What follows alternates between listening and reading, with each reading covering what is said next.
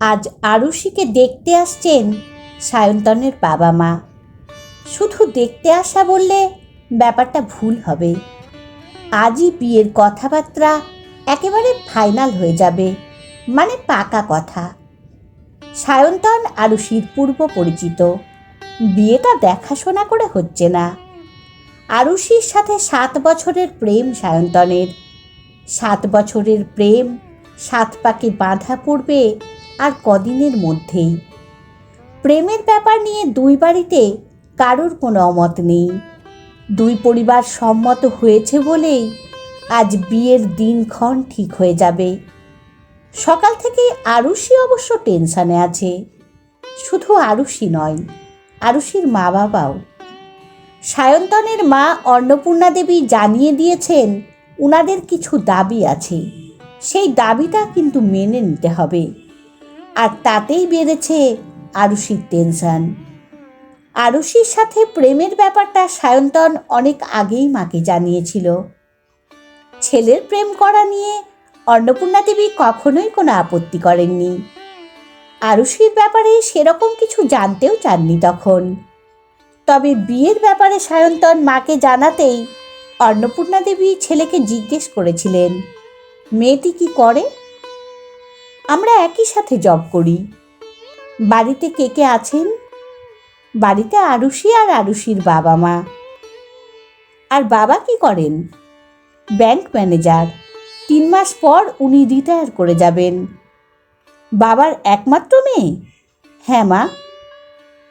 তারপর কিছুক্ষণ কি যেন একটা ভেবে নিয়ে অন্নপূর্ণা দেবী বলেন, বাবার একমাত্র মেয়ে যখন তা বেশ ভালো। সে যাই হোক, আমার অসুবিধে নেই।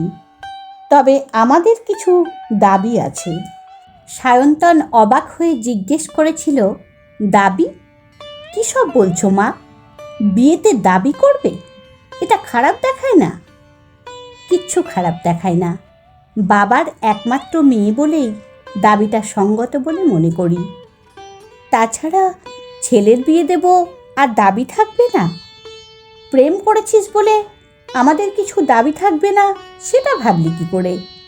যাই হোক, তুই ওদের জানিয়ে দিস কথাটা। মায়ের দাবির কথা সায়ন্তন আরুষিকে জানায়। আরুষি এমন কথা শুনে একটু অবাকই হয়।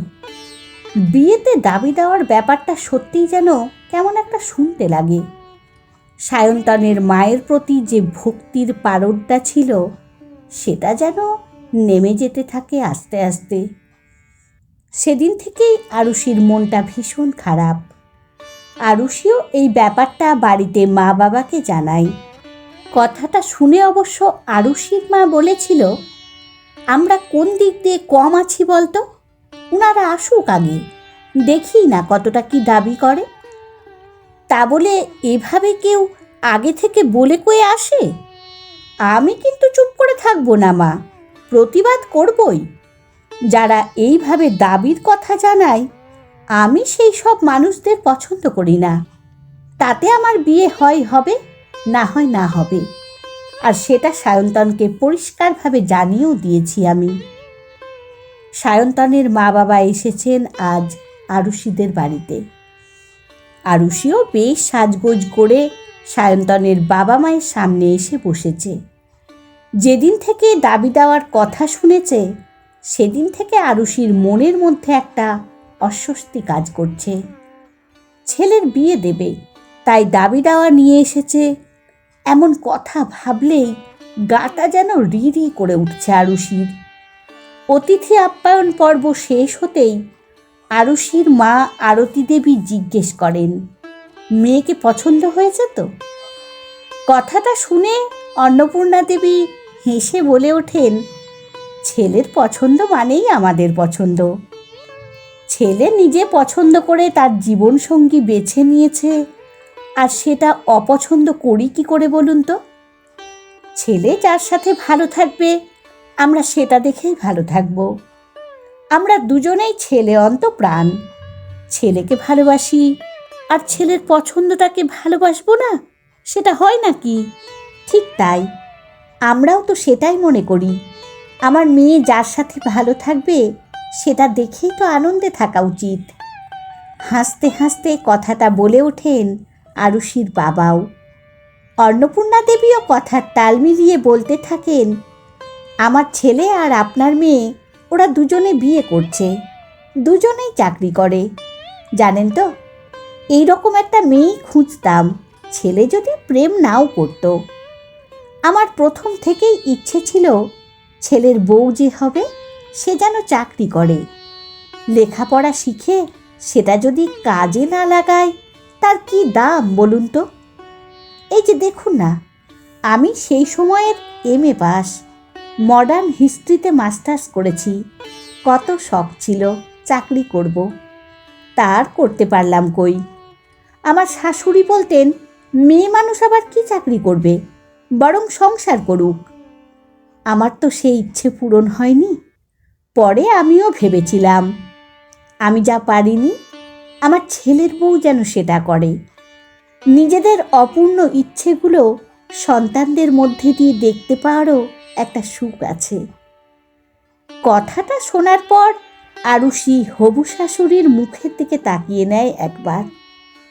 এমন কথা শুনে তো একটু অবাকই হওয়ার কথা। আরুষি মনে মনে ভাবে, দাবি দেওয়ার কথা বলার আগে এমন মিষ্টি মিষ্টি কথা না বললে দাবি দেওয়া আদায় হবে কি করে। তাই এই কথাগুলো বলে চলেছে। আরুষি ঠিক করে দিয়েছে, সব কথার শেষে আজ দুটো কথা শোনাবেই। ছেলের বিয়েতে যারা দাবি করে সেই সব মানুষদের যোগ্য জবাব দেওয়াটাই উচিত। এদিকে আরুষির বাবাও কথাগুলো মন দিয়ে শোনেন। তারপর বলেন, আপনি একদম ঠিক বলেছেন, মেয়েদের চাকরি করাটা খুব প্রয়োজন। তা যাই হোক, এবার আসল কথাটা বলে নেওয়াটাই ভালো। আপনাদের কি যেন সব দাবি দেওয়া আছে, সেটা যদি একটু বলেন। হ্যাঁ, দাবি তো আছেই, সেটাই বলবো বলেই তো আজ আসা। আপনাদের কিন্তু মানতেই হবে। বেশ, আপনি বলুন, আগে তো শুনি, তারপর দেখব আপনার দাবি কতটা মেটাতে পারি। দেখুন, আমার ছেলে আর আপনার মেয়ে, ওরা এখনকার ছেলে মেয়ে, চাকরি করবে, নিজেদের মতো করে ওরা নিজেদের জীবনটা কাটাবে। ওদের কর্মস্থলেই হয়তো ওদের থাকতে হবে। তাই আমি বলছিলাম, আমরা ছেলে মেয়েদের বিয়ে দিয়ে আমরা দুই পরিবার যদি একসঙ্গে থাকতে পারি, তাহলে এর থেকে ভালো কিছু হয় না। পাশ থেকে সায়ন্তনের বাবাও নিজের স্ত্রী অর্থাৎ অন্নপূর্ণা দেবীর কথার রেশ ধরেই আরুষির বাবার দিকে তাকিয়ে বলতে থাকেন, দেখুন অরূপবাবু, আমরা কিন্তু এটাই ভেবেছি। আমরা চাই দুই পরিবার একসঙ্গে থাকতে। দুটো পরিবার একটা পরিবার হয়ে উঠবে একই বাড়িতে। আপনারও একটি মেয়ে আর আমারও একটি ছেলে। আমরা মা বাবারা যদি ওদের পাশে সব সময় থাকতে পারি, তাহলে কেউ কাউকে ছেড়ে থাকতে হয় না। কর্মব্যস্ততার যুগে একটিমাত্র সন্তান যারা, তারা দুই পরিবারকে সব সময় সমান টাইম দিতে পারবে বলে মনে হয় না। আমরাই পারি এই সমস্যার সমাধান করতে। বিয়ে মানে দুটো মানুষের মধ্যে শুধু নয়, দুটো পরিবারের মধ্যে একটা আত্মীয়তার বন্ধন। সন্তানদের ছেড়ে না থেকে ওদের সঙ্গে থাকতে পারার আনন্দটাই যে আলাদা। তাই বিয়ে নামক এই অনুষ্ঠানের দ্বারা আমরা বরং একটা পরিবার হয়ে উঠি।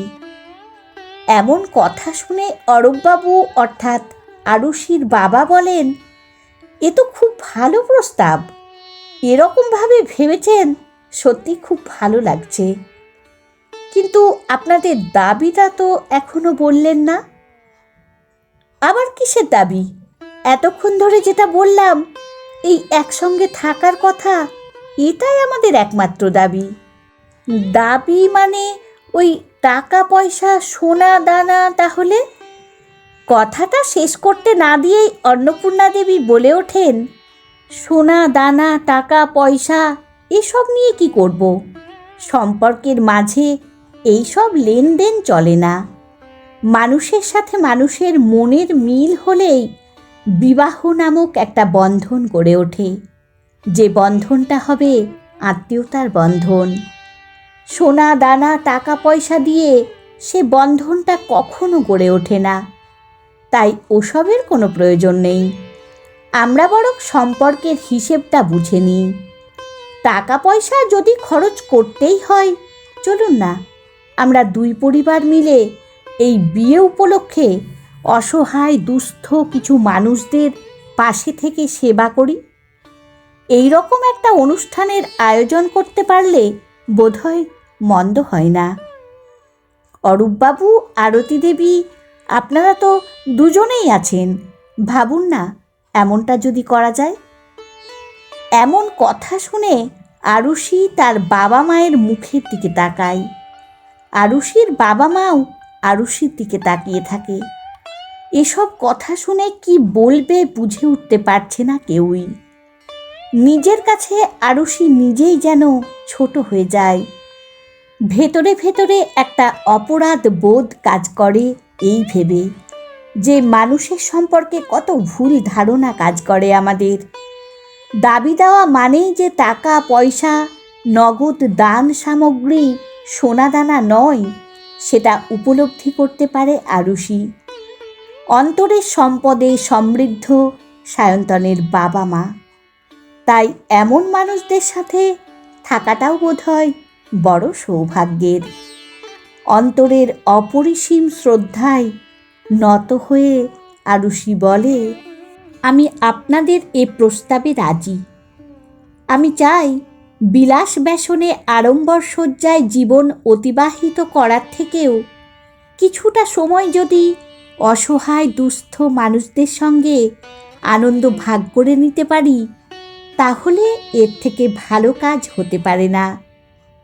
এই তো চাই মা। আমার বিশ্বাস ছিল আমার ছেলে কখনো ভুল মানুষকে পছন্দ করতেই পারে না। এমন মনের অধিকারিণী হওয়াই তো প্রয়োজন। যাই বলেন অরূপবাবু, আপনার মেয়ে বাইরের রূপে শুধু সুন্দরী নয়, অন্তরের আলোয় বেশি সৌন্দর্যময়ী। কথাগুলো বলেই আরুষিকে কাছে টেনে নিয়ে জড়িয়ে ধরেন অন্নপূর্ণা দেবী। আরুষিরও সমস্ত ভুল ভাবনার বাঁধ ভেঙে গিয়ে ভালোবাসার প্লাবনে হবু শাশুড়ি মাকে জড়িয়ে ধরে মনে মনে ক্ষমা চেয়ে নেয়। চন্দন দিয়ে অপরকে সাজালে অপর মানুষটি সেজে ওঠে ঠিকই, চন্দনের সুগন্ধ কিন্তু নিজের হাতেও থেকে যায়। অপরের জন্য ভালো কাজ করলে আনন্দটা নিজের ভেতরেও হয়। এই সত্যটা উপলব্ধি করে আরুষি। এই রকম আনন্দময় পরিবেশে এক খুশির বন্যা বয়ে যায় চারিদিকে। সকলের মুখে যেন এক প্রশান্তির হাসি। তারপর আরুষির মা অর্থাৎ আরতি দেবী বলেন, বিয়ের একটা ভালো দিন তাহলে। কথাটা শেষ করতে না দিয়েই অন্নপূর্ণা দেবী বলে ওঠেন, ওই একটা কাজই আপনাদের, শুধুমাত্র বিয়ের দিনটাই আপনারা ঠিক করবেন। সেই শুভ দিনে দুই পরিবার একত্রে মিলিত হয়ে বিয়ের অনুষ্ঠানটা করতে চাই। নিশ্চয়ই। তাহলে বিয়ে উপলক্ষে ওই অনুষ্ঠানটা কোথায় করা যায় সেটাও তো ভাবতে হবে। আপনারা যদি চান তাহলে আমাদের বাড়িতেই হোক সেই অনুষ্ঠান। আমাদের তো অত বড় বাড়ি, কারোর কোনো অসুবিধে হবে না। আর আমন্ত্রিত থাকবে সেই সব দুস্থ মানুষেরা। হোক না বিয়েটা একটু অন্যরকম করে। আপনার মেয়েই বরং আসুক বিয়ে করতে। বিয়ে করে নিয়ে যাবার রীতি থেকে সরে এসে দিন বদলের ডাক দিই, বরং একটা অন্যরকম বিয়ে হোক। বিয়ের বৈদিক আচার যতটা মানা যায় ততটাই মানব। শুধু একটাই অনুরোধ করব আপনাদের, বিয়েতে কন্যাদান টন্যাদান বলে কোনো আচার যেন না হয়। মেয়েরা বাড়ির সৌন্দর্য, সুন্দরের মূর্তিময়ী প্রতিমা। দান করার ব্যাপারটা সেখানে আসেই না। আর দান যদি করতেই হয় তাহলে ওই দিন আমরা বস্ত্র দান করতে পারি দুস্থ মানুষদের জন্য। অন্নপূর্ণা দেবীর কথা মন্ত্রমুগ্ধের মতো শুনতে থাকেন সকলেই। কথাগুলো শোনার পর অরূপবাবুই বলেন, আমরা আপনার সঙ্গে একমত। প্রচলিত রীতি থেকে একটু সরে এসে আমরাও নতুন দিনের সূচনা করতে পারি। তাই কোনো দ্বিমত না করে অন্নপূর্ণা দেবীর বাড়ি নামক মন্দিরেই শুভ কাজ সম্পন্ন করতে পারলে আমরা নিজেদের সৌভাগ্যবান বলে মনে করব।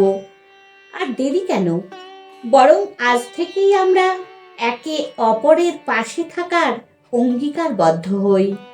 আমাদের পরিবার একটাই পরিবার হয়ে উঠুক। আমাদের সংসার হোক অন্নপূর্ণার সংসার। কলমে সরজিৎ ঘোষ, কণ্ঠে সোনালী। প্রিয় শ্রোতা বন্ধুরা, আজকের গল্পটি আপনাদের কেমন লাগলো অবশ্যই কমেন্টে জানাবেন। ভালো লাগলে লাইক ও সাবস্ক্রাইব করে পাশে থাকার অনুরোধ রইল। ধন্যবাদ। ভালো থাকবেন।